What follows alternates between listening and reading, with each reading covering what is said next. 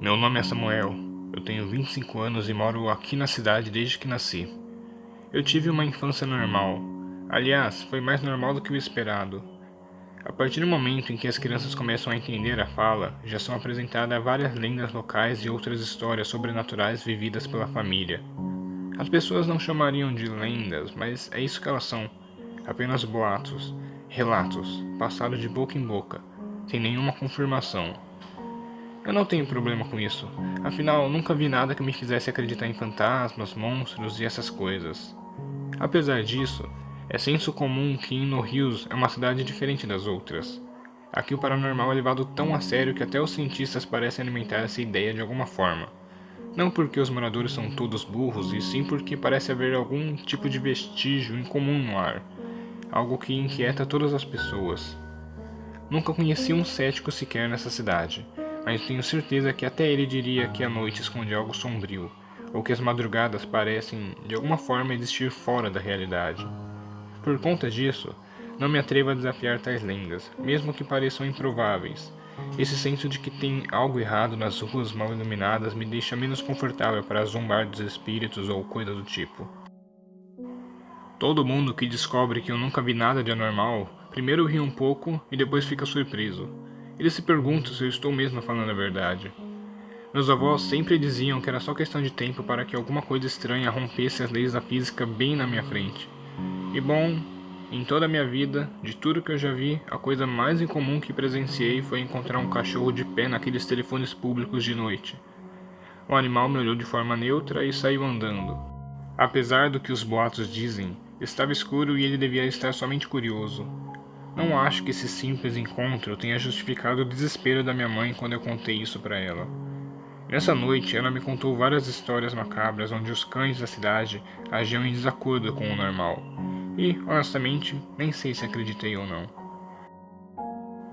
Com 18 anos, passei a trabalhar numa biblioteca um pouco afastada da minha casa. E como eu sempre tive o costume de estar acordado logo após o nascer do sol, eu tomava meu café da manhã sem pressa, olhando pela janela o caminho que depois eu percorreria para o trabalho. Nisso, já dava para saber se a caminhada seria tranquila ou mais inquietante, dependendo de como a neblina estava. Por conta de ter basicamente que atravessar metade da cidade para o trabalho, eu peguei gosto pela caminhada. Então, mesmo nos fins de semana, eu saía cedo de casa e dava uma volta por aí, conhecendo as ruas, pessoas e sempre na companhia de dezenas de corvos que ficavam me seguindo curiosos com seus olhos.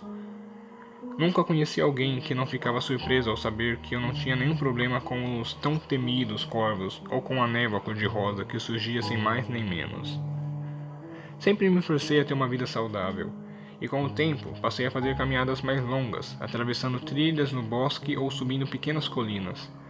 Nos últimos dias eu tenho cogitado de subir até o topo do Pico do Meio Termo. É a maior montanha da cidade, quase 1000 metros. Tem esse nome porque ela é alta o suficiente para, quando a cidade estiver bem enevoada, ser possível de ver a divisão da névoa e do céu nitidamente. Sei que minha mãe ficou preocupada quando avisei ela, mas eu estava preparado. Levei comigo água, alguns lanches e outras coisas que poderiam ser úteis na minha mochila. Já tinha dado uma olhada no caminho e me certifiquei de que a neblina surgiria bem mais tarde.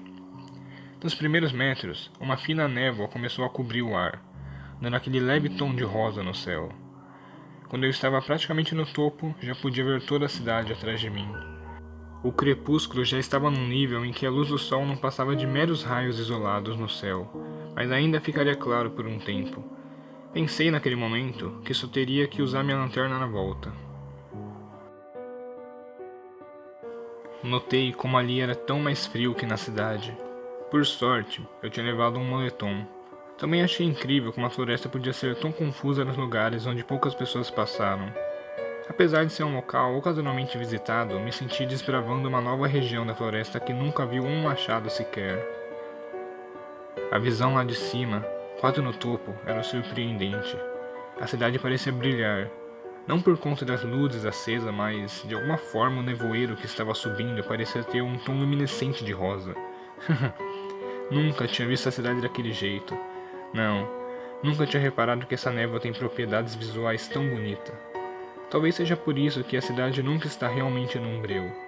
A neblina, ela que ilumina sutilmente cada esquina, cada banco, e no meu caso, cada vão entre as árvores. Não sei porquê, mas notar isso me deixou um pouco mais contente. Sei lá porquê, mas a natureza me pareceu tão encantadora naquele momento, cheia de mistérios e detalhes que só são percebidos no momento em si. Mesmo se eu tirasse uma foto, não seria a mesma coisa.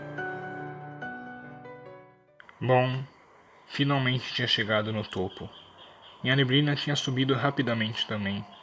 A vista foi maravilhosa, melhor do que eu esperava. E realmente dava para ver a divisão do céu com a névoa densa que estava na cidade, quase como uma nuvem colorida, mas já estava entardecendo. Minha mãe ficaria preocupada se eu não chegasse no horário. Aquela neblina tinha algo estranho. Os animais. Eu notei que não tinha nenhum sinal de corvo, coruja ou qualquer animal há algum tempo. Estava bem silencioso e eu não sei porquê, mas eu senti que tinha alguma coisa acontecendo. Tudo estava normal até então, eu só não tinha percebido. Olhando para cima, quase não foi possível ver as estrelas ou aqueles pontos coloridos que piscam no céu. Ok, talvez eu já devesse voltar. Talvez tenha sido uma má ideia sair tão tarde. A neblina tinha ficado mais escura, partindo para um tom mais roxo e sombrio. Era como se a noite tivesse surgido de repente. Meu Deus, então eu vi a coisa. No fim, não somos nada. A morte e a incerteza são as formas mais precisas de descrever a vida de qualquer pessoa. Considerando o que eu tinha visto, considerando toda a minha vida nessa cidade, havia algo diante de mim que não podia ser simplesmente dito ou explicado. Como um incêndio, a neblina estava crescendo e queimando qualquer resquício de razão que me sobrou. E eu ali, olhando aquela divindade sem fim, naquele momento eu entendi.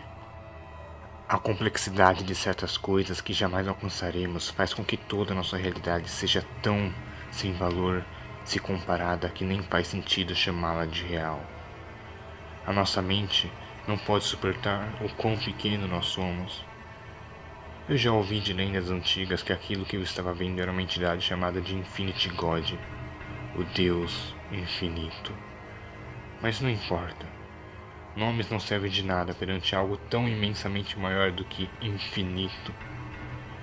Eu olhava para cima e via somente o resto da criatura desaparecendo no céu escuro.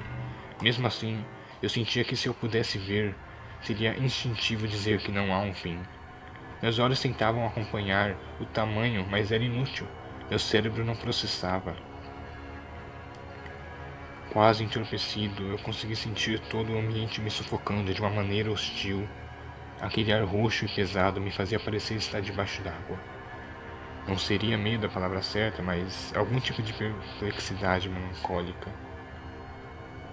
Enquanto eu me distraía com meros pensamentos sobre minha insignificância, Deus estava lentamente esticando seu imenso braço na minha direção.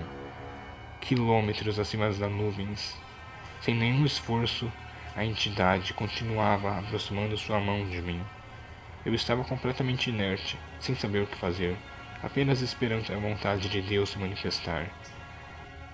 Então, a poucos metros de distância, eu já conseguia distinguir os 4 dedos que ele tinha na mão se aproximando do meu rosto. Sua pele não era natural daqui. Era preta, como os cosmos. Por alguma vontade maior, ele estava aproximando um dedo do meu rosto, quase tocando. Sem reação, no topo da colina, eu vi a cidade desfocar ao fundo, enquanto Deus tocou meu rosto. Completude. A realização de uma vida toda. De olhos fechados, compreendi que tinha alguma coisa no interior da minha mente. Algo foi inserido. Meus ombros foi ficando pesado, meus joelhos começaram a tremer. Eu fui ficando inconsciente. A última certeza que eu conseguia ter antes de apagar foi a de estar flutuando para frente da colina.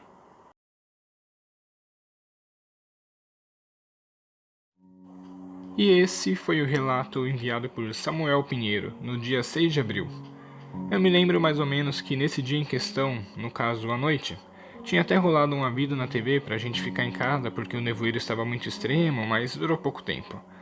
Samuel Pinheiro nunca tinha me enviado nada, então decidi começar esta nova etapa do canal com o relato dele. Vocês devem estar se perguntando o que aconteceu com os outros vídeos. Eu também me fiz a mesma pergunta há alguns dias atrás. Por algum motivo que o YouTube não pôde me explicar, o canal perdeu todos os antigos vídeos dos outros relatos. Simplesmente sumiram.